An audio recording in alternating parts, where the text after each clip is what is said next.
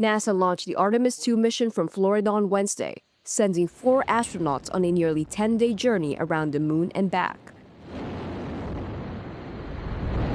The Space Launch System rocket lifted off from Kennedy Space Center just before sunset, carrying 3 American astronauts and 1 Canadian astronaut inside its Orion space capsule. Crowds gathered nearby to watch the historic liftoff. Artemis 2 is the first crewed flight for NASA's Artemis program and will take humans farther from Earth than ever before, some 252,000 miles.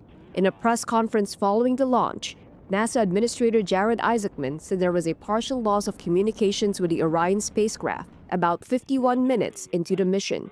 But he said communications had since been fully restored. They're secure and they're in great spirits. We will continue to monitor their health and the status as we move into the next phase of the Artemis 2 mission. So after a brief 54-year intermission, NASA is back in the business of sending astronauts to the moon.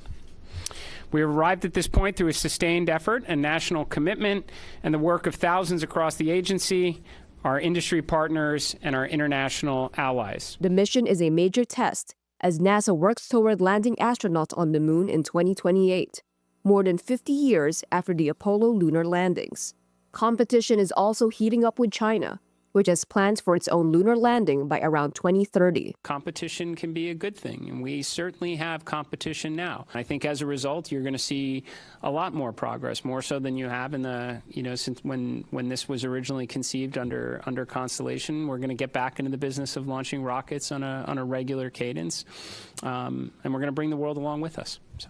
NASA launched its first crewless Artemis mission in 2022. Sending the Orion spacecraft on a similar path around the moon and back.